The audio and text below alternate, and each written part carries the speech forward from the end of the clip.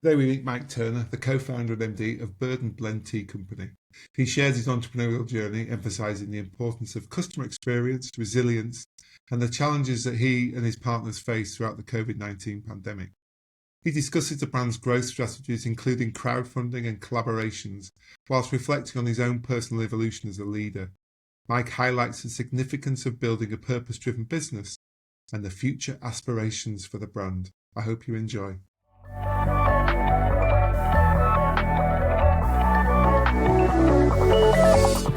Hi, Mike. Welcome to the podcast. Hi, Steve. How are you doing? All right. So we're going to be talking about a national pastime of tea today, plus many other things that you guys have got into. So I'm really looking forward to it. I wonder if you would kick off the session by just giving us a bit of background about how you ended up to co-found this wonderful business and be sitting here as MD now, this empire, this tea empire. Because I think, like we spoke before we came on, the journey's never linear. It's not like a natural passage. And I think people hearing that and understanding that might be reassured as their career might not be going where they want it to go, and they can reapply some thinking to it. So if you could kick off with that, Mike, that'd be brilliant. Of course, a nice, easy, quick one to start with then. Yeah, if you can fill the first 10 minutes with this, that's great. Summarise our whole journey. Of course. So, as you mentioned, I'm one of the founders and the MD at Bird and Blend Tea. So we create an amazing range of teas, and then we retail those directly to customers. But really, we're very focused on customer experience and kind of building an experience for the customer and just using tea as the product to enable us to do that. And we have our own stores. So we've got 30 stores dotted around the UK and are still opening quite a lot more, as well as selling online, and very little B2B business.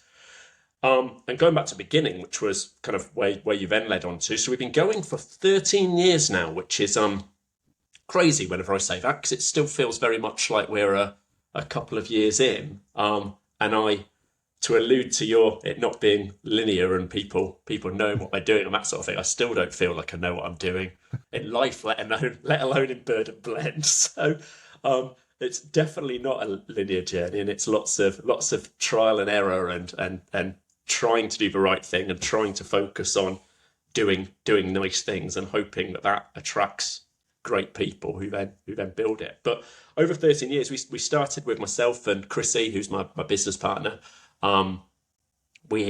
She actually had this idea of, we wanted to start a business. We wanted to, we were kind of young people who wanted to change the world, young, angry, protest type people who just assumed we'd go into politics or NGOs or something like that. And then I guess, as you know, you're in your teenage years and you get your jobs after school on Saturdays and stuff, we started to realise, both independently, we didn't know each other at this point, how much of an impact on your life your work has, and that actually it's probably a far more powerful way to impact people's lives through their work than trying to go through, charity or whatever route seemed like the obvious way to make a difference.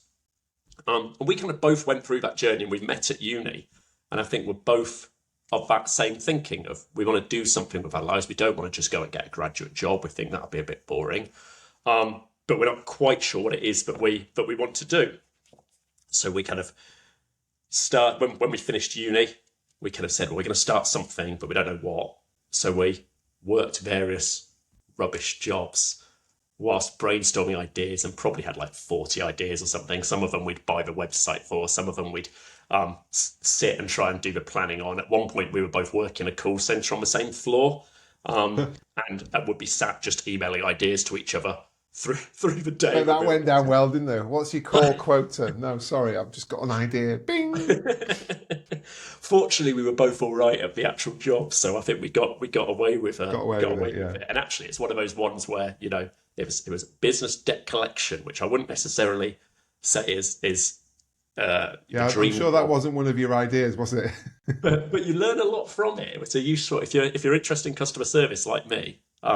It's actually quite an interesting one for how can you help people move in they want to.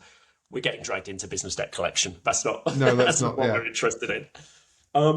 So we eventually, Chrissy kind of fell into the tea industry.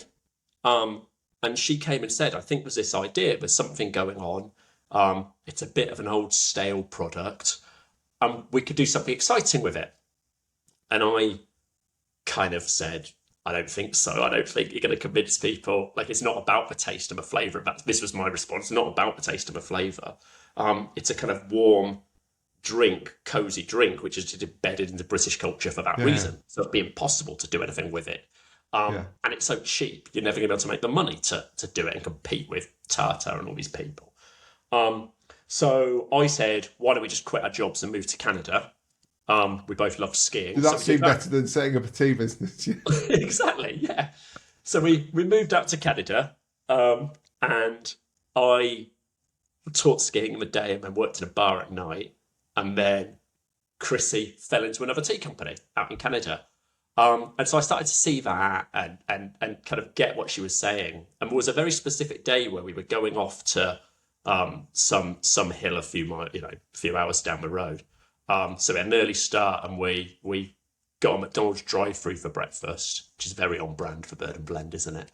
Yeah, I would say, yeah. And I ordered a cup of tea, and they gave me a list of about 8 different types of tea. And I can remember being sat in the car in a McDonald's drive-through thinking, if McDonald's are offering 8 different types of tea, there's something going on in this industry.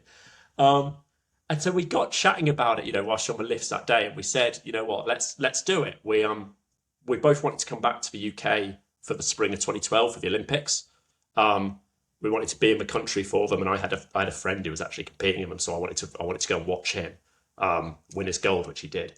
And nice. And there was no work in the town we were in spring anyway, so we said, well, let's go back for spring, give it a whirl.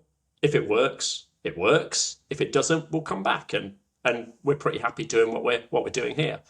So we did that. We booked a market. We started phoning and Zooming, probably before Zoom, probably Skyping.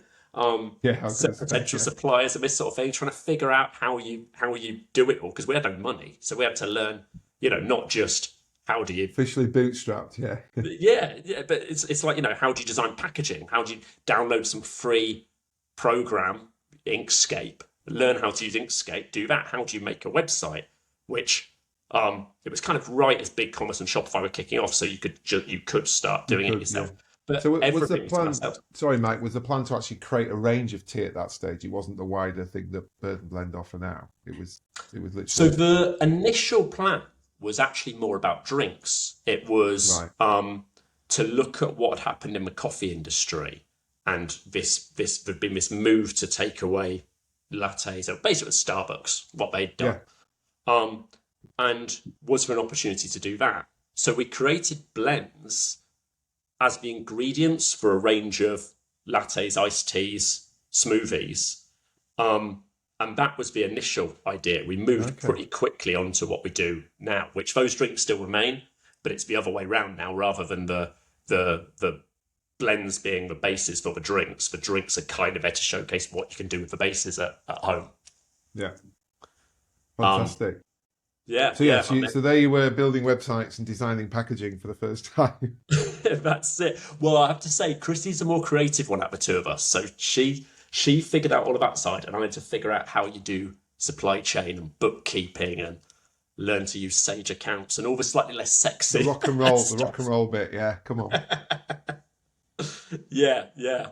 But I think that attitude of bootstrapping has been so built into the business, and probably drives my team mad now, because when they come with a quote for something and I'm like, no, I can go on YouTube and I can figure out how to do that, so we're not paying someone.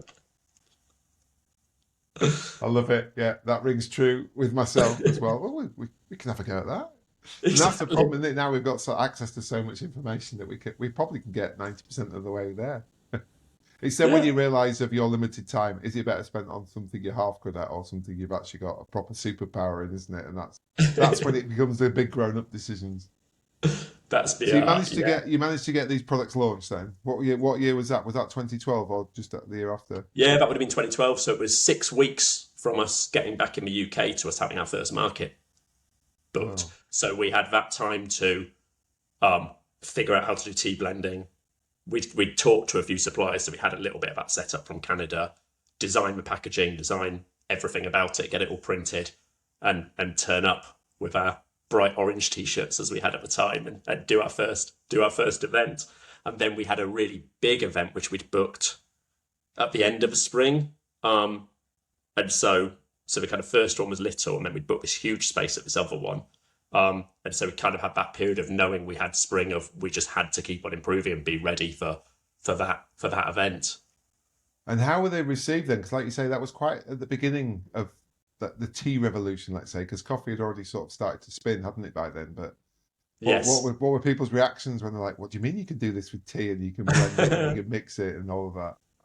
Mixed. Well, the first focus group that we had for our blends was a load of friends and family and stuff in Chrissy's mum's garden, and all the feedback was very, very positive. So we learned that that's not actually a useful way of testing That's things. like when someone's on what's the pop quiz thing, isn't it? And they said your parents can tell you can sing, and then they're like Simon Cowell's going, no, you can't. You shouldn't listen to your parents. Yeah. Exactly, yeah.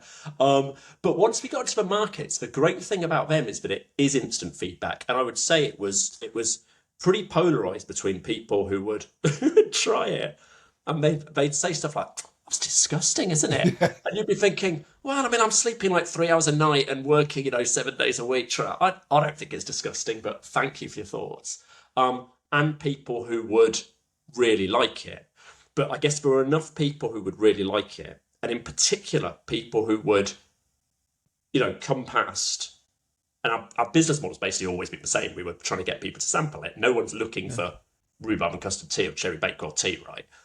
So you've got to try and get it on their lips. So I'd be there trying to encourage people to try it.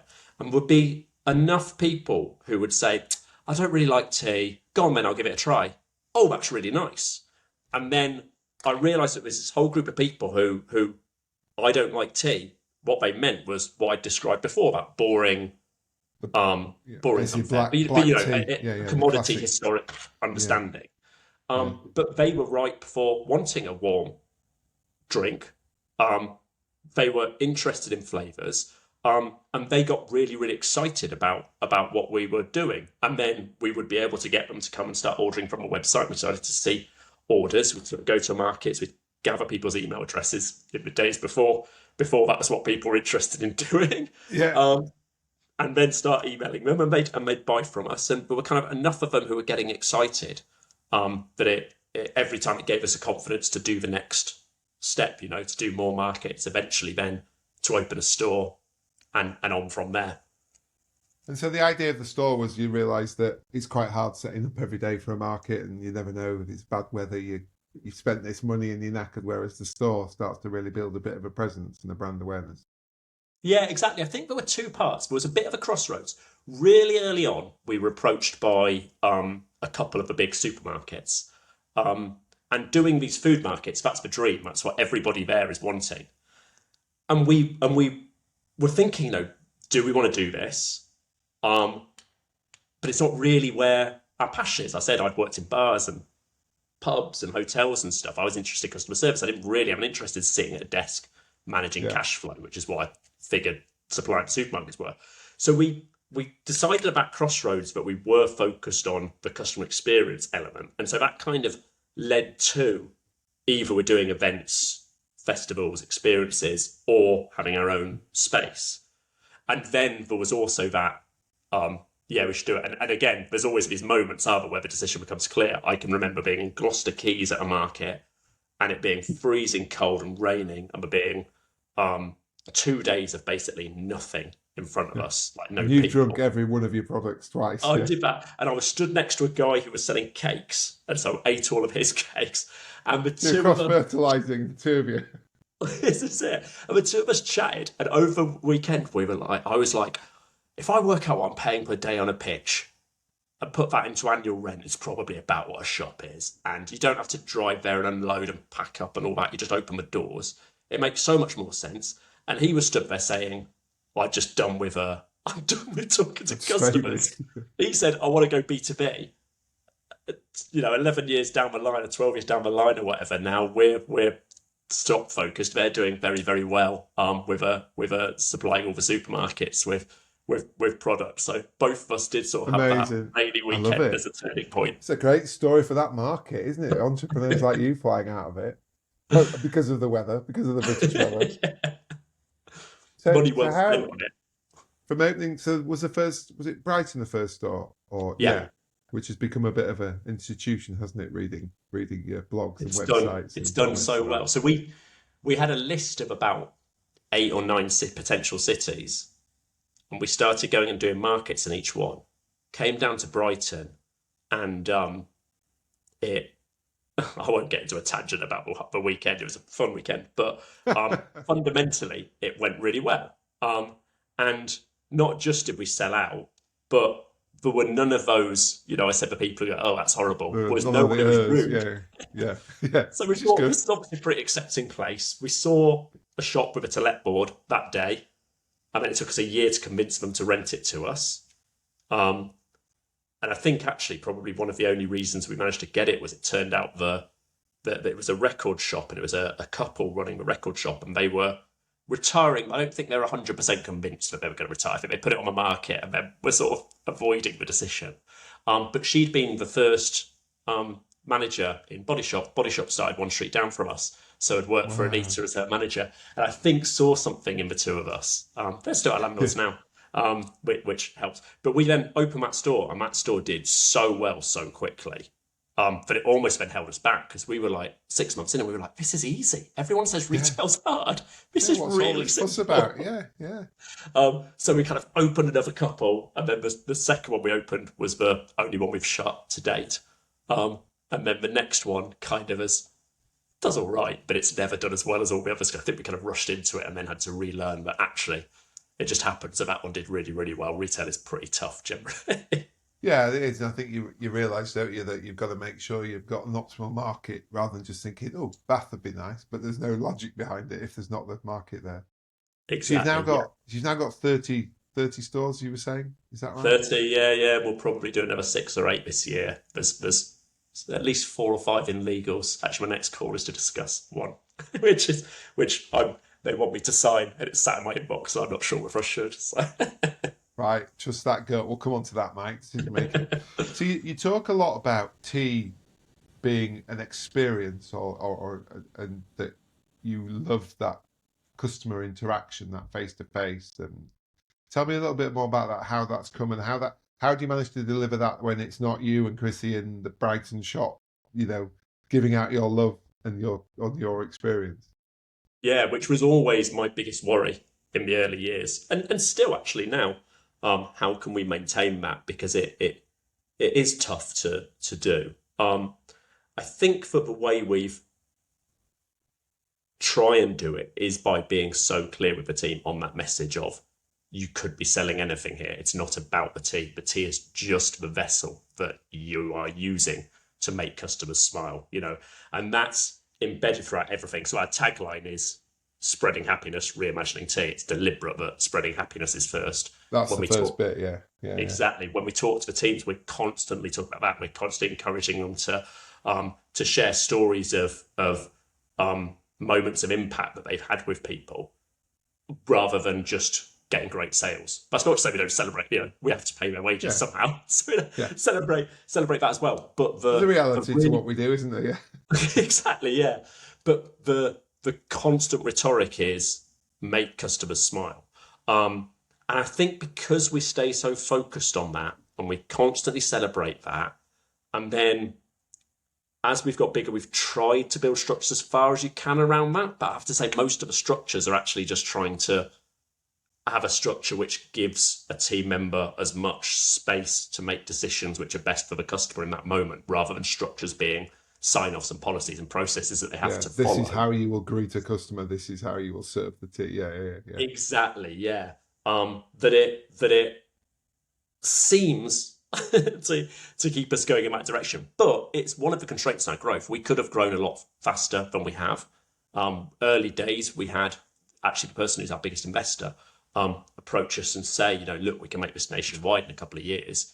And we've had the P funds, all the things you can imagine, which we've not taken. A big reason for that is that my view is we couldn't open 30 shops this year and maintain that level of customer experience. It has to be slow, so that the new team members get so embedded into what that culture is currently. I've heard you talk as well on other bits and pieces and read that you're big on empowerment, aren't you? In terms of Hmm. giving someone, I suppose it's a very loose framework, but you give them enough rope, not quite to hang themselves, but to succeed, don't you? Give them the freedom because you want it to be a unique experience still, because obviously the clientele in Brighton to other locations will offer, will differ, won't it? Exactly. Yeah. Yeah. And it's not just about I think that is how you create a great experience for a customer because they want to feel like an individual. And even more so in a world of social media and AI and that sort of thing, they want to sort of have that human connection with someone. I think.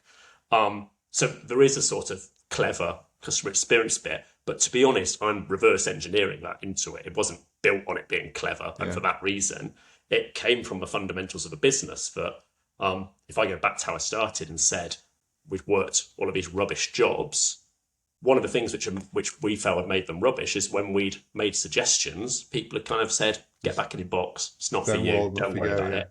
yeah, So the whole fundamental reason for starting a business was to avoid that and to give opportunity to people. So it kind of just naturally follows through into customer experience in the example you used, but actually right across the business, we try and encourage that as much as possible. yeah. Because you're right as well. It's because if you try to tightly manage every one of even 30 stores, which you sort of say you want more, but that's still an incredible amount of retail outlets, isn't it? That it, I think you'd fall over yourself, wouldn't you? Because you just create we, without being rude, you create one of the big national chains, which, all right, the product's okay, but you don't really go in for anything other than the product there, like a Starbucks or something like that. If you're into that coffee, and it's nice to hear that the experience factor.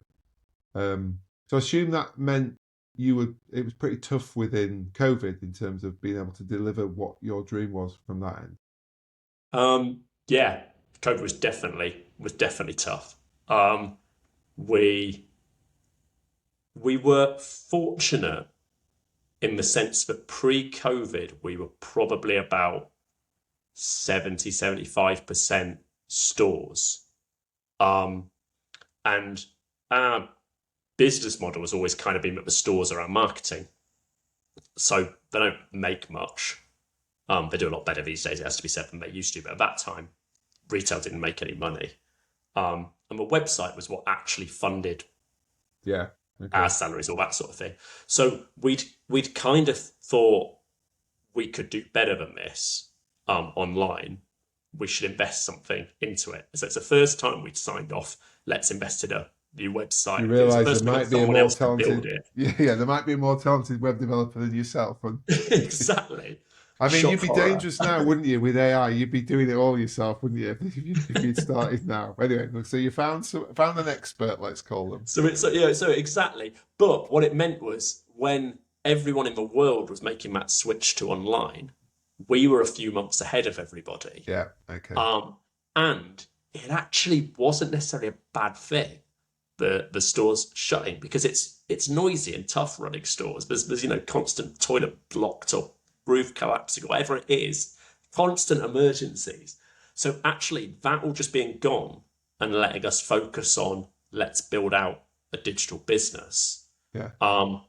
was quite useful. And then we saw we'd been good at collecting emails, all that. We saw those spikes. I'm giving a glamorized view. There was obviously the terrifying bit of how are you going to Oh, pay 70 members of exactly. staff, how many we had at the time, and all of that sort of thing. But Yeah. in terms of the kind of strategic, how it led to us have a stronger online offering, it So it sort of it gave you a bit of breathing space to nearly mature and catch up the other elements of the business. So you were exactly. like, once life had started to return to normal, you were like, actually, we're in a better shape, which is you're nearly embarrassed to say, aren't you? Yeah, well, yeah, and not just that, but as the stores had opened, customers had started coming back. Our model of the stores being marketing, it works well when you've got kind of day trippers going to Yeah. different cities. Yeah, that's Where why can I Brighton buy does so this? well. Yeah, yeah, Everyone was holidaying in the UK, and we could get good deals on shops because we weren't looking at shops as they need to make 25% contribution or whatever. We were looking at it as long as they cover their costs. They're growing the brand. So They're when marketing everybody else outlets, was aren't going they? Yeah. bust and not opening, we could actually get some really good deals on stores. So as we came out of it, we probably doubled the estate over that kind of, that period where you were sort of, is for COVID, is for not. Yeah, yeah, yeah. Yeah, it's funny, isn't it? I had a guest on when we talked the same about, and they were in. He was in hotel. He's a hotelier working for some of the high-end hotels in London. He was like saying what he had to do to try and keep things going through that period because they have a lot of obviously overseas staff. They have a lot of Italians, a lot of Spanish, and they all went home and and like, how do I keep that team together? And he reminded me of that. Yeah, one minute, right, 6 weeks, everything's open. The government are funding you to go out and get drunk and eat food. Next minute, shut down. And it's like, it's amazing how the brain protects you not to remember quite that detail. Just go, Yeah. okay, we're through it. We're on the other side. I mean, it was a nightmare. The worst bit was those first few, Yeah, before lockdowns, things were announced, where I was actually in the States and I was getting up at 4 a.m. every day and we were having a call with me, Chrissy, and at the time we had a couple of people. Matt, who's still our ops director, he's just celebrated 10 years with us. brilliant.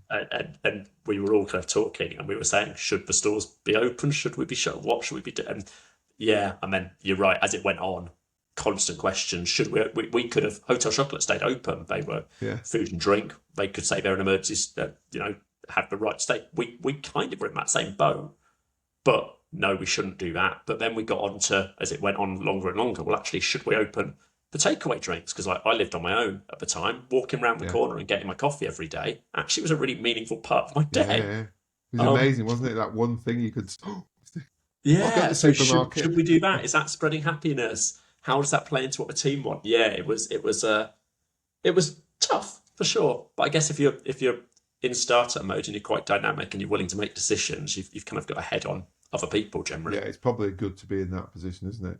So you've obviously got this expansion.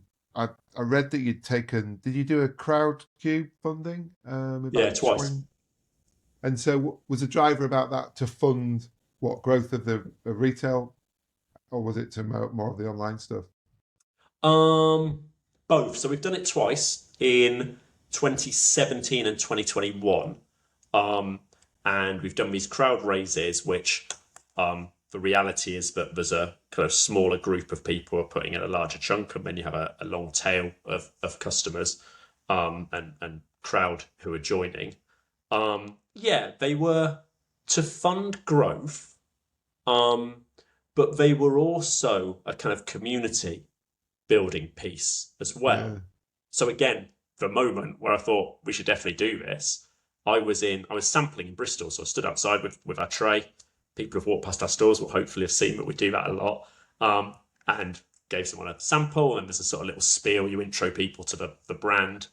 I can remember the guy saying, well, you're not indie, are you, if he's got 3 stores? And me thinking, well, I own it and I'm stood here with my sample tray, I'm so it here. feels Yeah, pretty indie. Yeah. yeah. And I was thinking how cool it would be if all of our team could have that same feeling.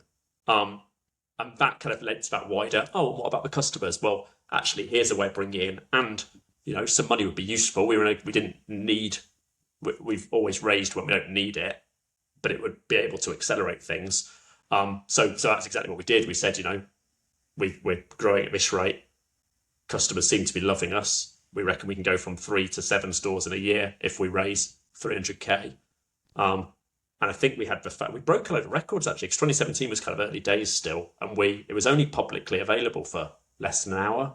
I think the private raise was something like 20 hours, and Yeah. then we were like, oh god, we're not even going to go public here. We're gonna cap You thought out. you were going to be full with that, yeah. Yeah, and we'd capped a couple of people. Those, when I said the initial, the kind of people putting bigger amounts. A few of them we'd said we'd only actually be happy with you having this much, because Yeah. we don't want to have people with You high want to make sure it's for percentages. well, you want to make sure it's for everyone, isn't it? From what you've said, yeah. This is it, yeah. And then kind of repeated that in 2021. But in 2021, it was the opposite, though, actually. We raised there for 2 big reasons. One was to allow us to invest harder in digital. We we'd seen lots of brands who are basically just using performance marketing to massively scale their digital and D2C. And we thought there's no reason we can't do that. Turned out it was. Just pissed away a load of money. But the second reason was we were getting to the point where we felt the scale of the business was reasonable. We wanted to start properly investing in the ethics and sustainability side. But it was difficult because we don't make much profit. At that time, we didn't really at all. We didn't have the funds to be able to do it. So we said, well, that's a good long-term thing. If we put half of what we raise into saying it's going to go into hiring somebody who is focused on that, and their job is going to be to improve where we are on that sort of side of things, then that's a good use of the money. So it was for that as well.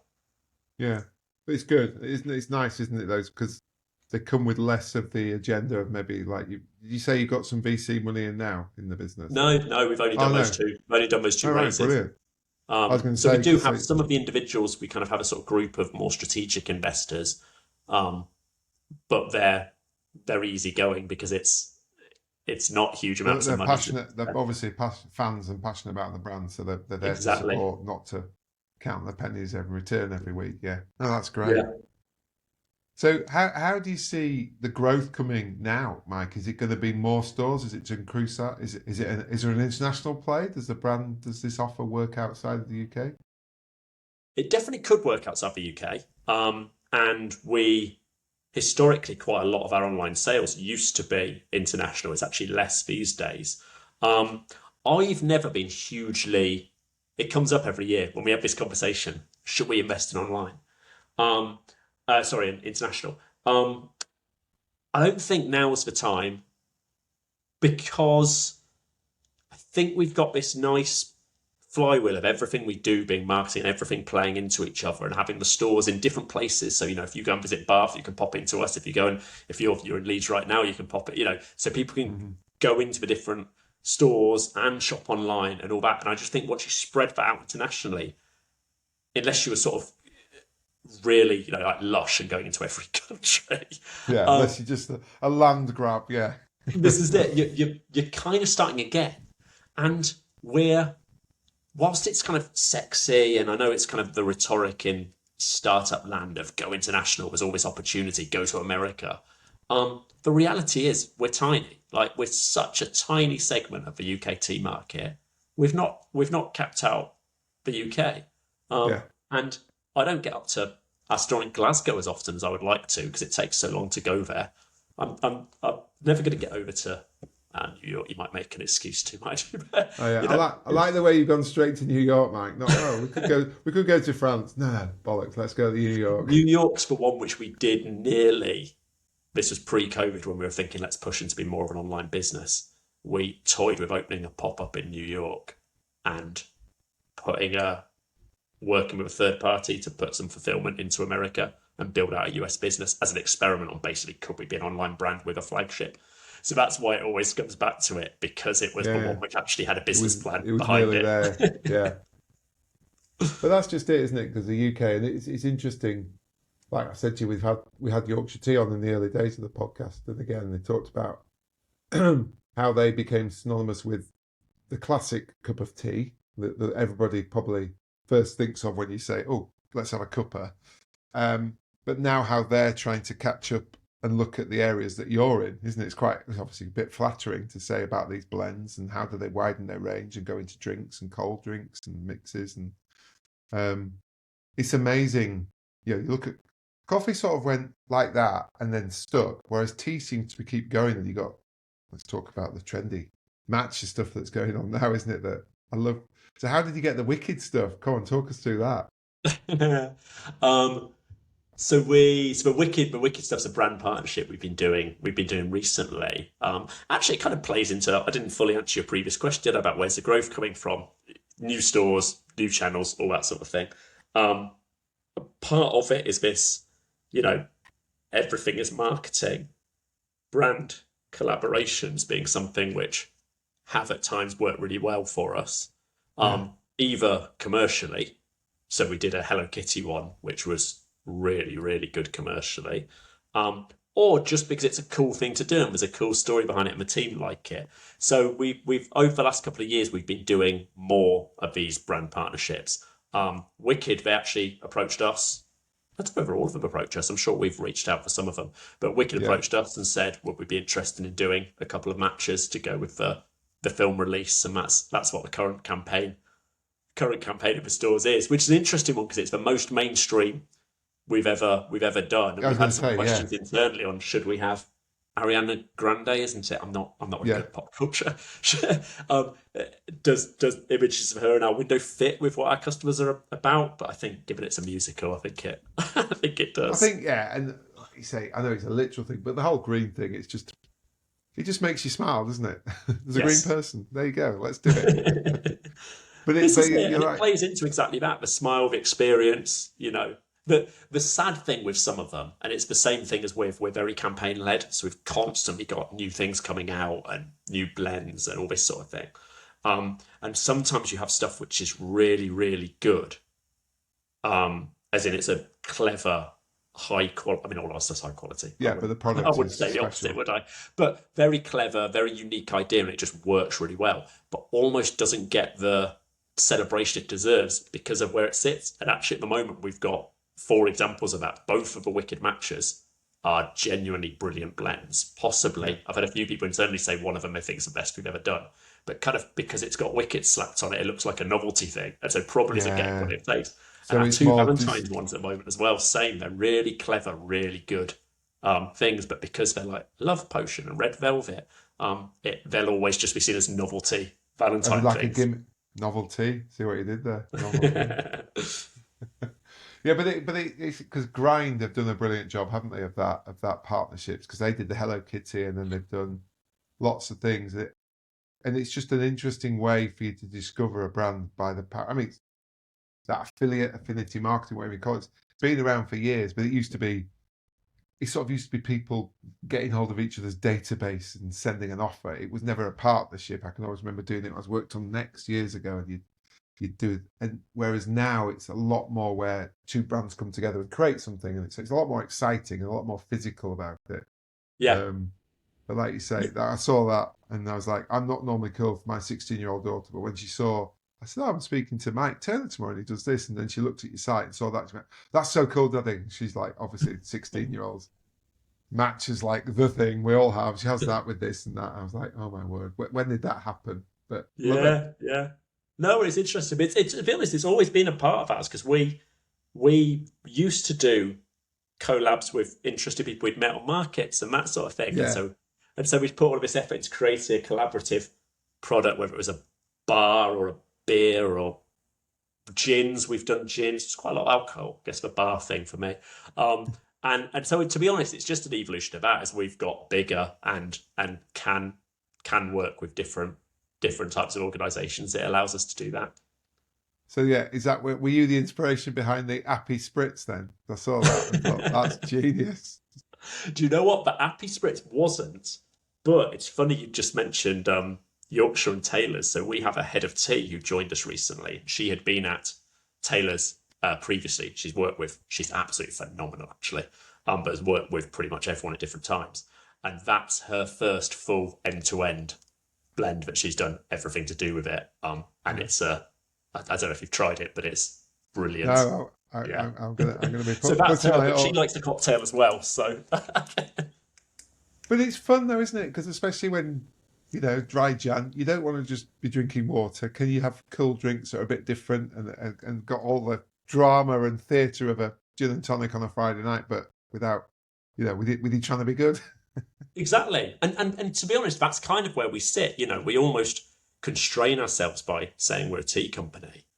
And I guess that goes back to your point on coffee. Kind of, it's still doing different things, but it's ultimately it's one product. There's not that much you It can. feels a bit, doesn't it? Now it's gone wider. It's gone from Yeah, one lane to maybe a dual carriageway, but it's never felt like it's gone all these different things. I know you can have but it's variation. one bean, isn't it? And then it's the different flavour profiles of where it's been grown, Yeah, how it's been roasted, and everything, and then how you make the drink. Whereas tea is it's a sort of funny definition, isn't it? Tea is infuse everything except coffee, except this one Yeah, bean, yeah. and everything else infused in water is tea. So there's Some this leaves, if as long as infinite some leaves variety of involved. things, and yeah, so we we sort of have no limit to what we can do. And in some ways, we were saying the other day when we were doing a kind of a product conversation that maybe we shouldn't be seeing ourselves as a tea company. We should be seeing ourselves just as a soft drinks company.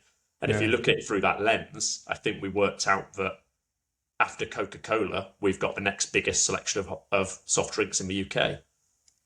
It's interesting, isn't it? And that whole brewed drinks with the kombucha as well, where we know the guys at Hip Hop up in Manchester, and again, how that's coming into the market and the health angles too. It's a really fun, interesting market.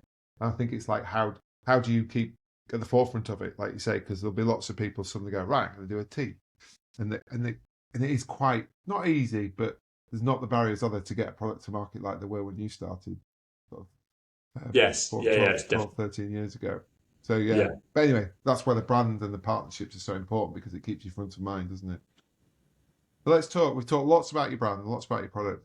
Let's have 5 minutes on you, Mike, about how's your journey been. Obviously, you started off with Chris. She's a non-exec now. She's not in the everyday business. So how's your role evolved and how have you felt that journey? Has it been pain-free all the way through? Has it been a dream or has it been a Quite the opposite. Um, it's been a journey. Um, it's it's been really interesting. So personally, I guess the things which drive me are trying to leave the world a bit better than I found it, and I love learning things. And doing my job gives me the opportunity to do both of those things.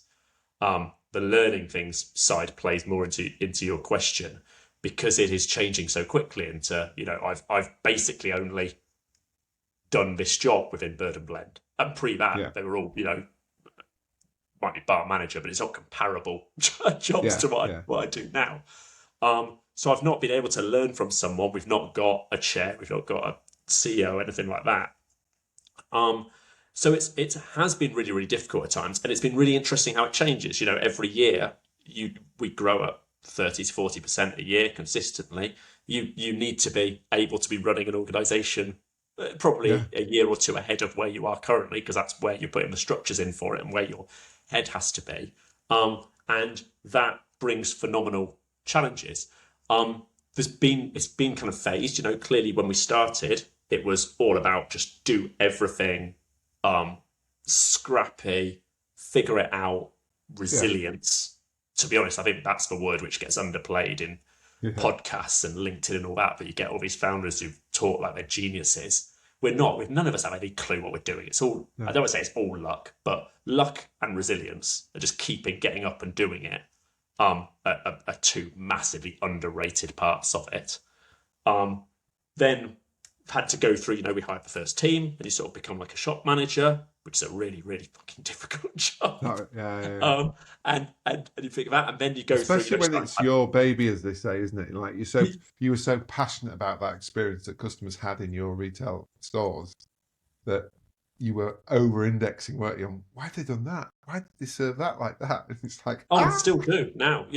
Now all these years down, it's different. I've got a leadership team who are way better than me at the roles which they're in, but I'm still on the phone almost daily to our retail director, moaning about, I think there's one too many samples in this store or something, which it must be very frustrating how minor it is yeah. to her, but It's like, how equally, do you know that? Yeah, yeah. but it is those details which make the difference. So have you enjoyed that journey into sort of like I suppose it's a pure MD now? Well, I suppose you have got that development role as well, haven't you? Future, but is it if you could have been when you were skiing on the slopes in Canada and looked forward, would be thinking that'd be cool to do, or is there more you want to do and more you want to evolve into now? All of the above. I really enjoy it. There are certainly days, weeks where I don't and think, why am I doing this? Yeah, Um, Maybe we should hire someone. There are weeks where you think maybe we should just sell it. I don't yeah. want anything to do with it anymore. Put the for sale sign up. Off we go. Yeah, Exactly, yeah, go back skiing again. Um, But on the whole, I love it. I get to work with the most amazing people. One of the things which still blows my mind is that every area of our business that you go around, whether it's one of the stores or we our production, fulfillment, warehousing, marketing, everything is in house. But all the team members in Matt, the people are just phenomenal everywhere. We attract the most amazing people, so I love working with them, and I love the learning. The we're constantly having to understand how to run a business of the size that it is, how to deal with the challenges which are coming up. But those things, even on the financial side, at the moment we're figuring out how to do a certain type of transaction, which it's totally new to me, and it's interesting. It's interesting That's learning what about drives it. you, isn't it? Yeah, that you're learning. So have you managed, because obviously you set off on this journey, like to have a bit of a purpose and to make sure, like you say, you left the world in a better place. As you grow and as you get bigger and bigger, and are you managing to keep that at the forefront of your mind for development? Yeah, I think that's the bit which still drives me. And the times where I have thought this is no longer for me, as in genuinely thought that, not just had a shit day, Yeah, just has got a been bit sulky. yeah. Has been where I feel like we're not achieving that for whatever reason. So Mhm. yeah, I know that my happiness is tied to me thinking Yeah, that we are doing that and continually improving on that. and that's Um, one of your core measures of success as you see it. the core measure of success, I Right. think. Yeah. I think the financial side has never been a huge one for me, partially because we were in Canada before we did this with no money, living above a club where like every night all our possessions would be shaken off the shelves by the music, and I was loving life. So Yeah. my attitude's always been, well, if it goes wrong and I'm bankrupt, I'll just go back and do that, and I was having a great time. The driver wasn't that I need money in order to enjoy life, which I think is what a lot of people. Yeah, it's interesting, isn't it? I talked a lot about this recently. It's coming up more and more and more. It's like the people that seem the unhappiest that I meet are the ones that are only driven by financial success. Yeah, The ones that have got the balance. And it's strange because they probably are some of the more successful businesses I've interviewed are where they've got a passion and a drive to create a product or like yourself to have a cause and the money follows. But that way round is so much more powerful because people buy into it and they're not just feeling like it's a transaction. I think in reality you can't grow a business unless you're. Clearly there are people who are obsessed with the idea they want to be a billionaire or whatever, and that's the drive. But for them, it's not really about the money; it's a game, isn't it? It's the Yeah. number is It's a important. status, isn't it, nearly? Yeah, yeah. Yeah. But I think if it's actually about the money and being able to have a nice car and that sort of thing, I don't think you can grow something beyond a certain level because you'd sell it, wouldn't you? Or Yeah. well, one you wouldn't do. It was like 7-8 years probably before we started paying a proper salary, and even like 2 years ago, I probably got to a good one, and now I still would under-index on where I went somewhere else. So you're sacrificing quite a lot by doing it in some ways. But then also, like, why would you keep if having the Lamborghini or whatever was the dream? You wouldn't keep on growing the Yeah, business once you got you can to only the. drive one Lamborghini, can't Oh yeah, but I don't know. You'd sell it, wouldn't you? You'd get to Yeah, you'd get no. to a certain point, and then you'd sell it. And so I think you have to have the view of that. I'm not actually interested in that. I'm interested in what I can build over 10, 20 years in order to keep going. I think looking from the outside, Mike, and you're getting to know your business over the last couple of weeks, you're in the right position to continue to be successful because of the market that's now getting the spending power is much more aligned to your values than maybe 20 years ago when it was a bit like Thatcher's Britain coming through and all about making money. You've got people now who will choose where they shop, where they eat, where they drink, based upon a brand that they want to be associated with, which is wonderful and exciting. And now they're getting the spending power as they've gone out of uni and starting to earn. So yeah, it's all going to be fine, Mike. The future's great. Hopefully, I worry actually that people coming out of uni and stuff now are less interested in all the environmental stuff and the things which are quite unique to us and have a bit more of a kind of TikTok throwaway I think novelty culture. is there just a bit of a bump just due to what's going on cost of living at the moment? As in, it's interesting. I've got a couple of mates who've set up some wonderful businesses to try and help business, carbon footprint and bits and pieces like that. And they said, yeah, it's a bit tough. It's not on everyone's agenda at the moment because it's there's different priorities. But we all know that these things are cyclical, and the economy will repair, in spite of what the government's trying to do. People who own businesses will make it happen, won't they? And I think it'll come back. But I know what you mean. There is a bit. The world's not the best place, and let's not get political at the end of this, Mike. We've done very well. But yeah, go on then. A little bit of final reflection then. If you've been on quite a journey, and you've got this incredible business that you should be so proud of, and this brand that's got so much capacity to continue to grow. Is there anything now that you've learned after your few years that you'd think, oh, wish in Canada I'd had that little nugget in my head? It would have saved me that little bit of heartache on the way through. Oh, that's a really good question. That feels like the type of question I should have an easy answer to, doesn't it? Um, I think if I knew what I knew now of how tough it was, I don't know if I'd want to do it. You wouldn't I start think it, that yeah. the sort of ignorance is bliss is kind of what allows you to keep Yeah. doing it. And then in terms of, actual knowledge which would help with certain stuff, there's hundreds of little bits that I wish I'd known. Um, but I also think that, I don't tend to look back and regret stuff like that or want to change it because I think it's all part of a journey and what you've learned in terms of figuring out yourself works. The Yeah. biggest thing which I would change, which I guess is related, isn't it? If it went Yeah. back and Yeah. could tell myself, would be I didn't click how quickly there would be a shift from you knowing everybody in the business. And so Yeah. everyone being motivated by that, and you're not really needing processes and procedures and HR and that sort of stuff. So it's a very sudden tipping point to where you've got And more it's a bit people if weird, they isn't want it, to do when you that. pride yourself.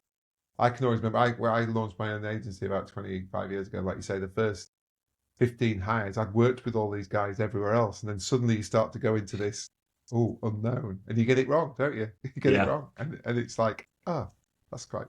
Yeah. But I mean, look, let's put that back into context, Mike. It's a fantastic problem that you got there, that Yes. you were hiring people and stuff like that. So, Yeah. God, I've really enjoyed that. It's let's get everybody onto your website. I'll put the links on the podcast. Let's get them. How long's a wicked promotion for? Because that's just so brilliant. I love that. Oh, that's a good question. I've got a feeling it's only for another. I was told this yesterday. I should know it. 2 months, maybe 1 month. Oh, Not. fine. Yeah, we'll Yeah. we'll be out before then. We'll get you out before then, and then we can get some more wicked tea told. But thank you for sharing your story, Mike. I've absolutely loved it, and wish you great success with you. I think your New York store's coming soon, just so you can have a little trip. No, it's been a pleasure. Cheers, Steve. Take care.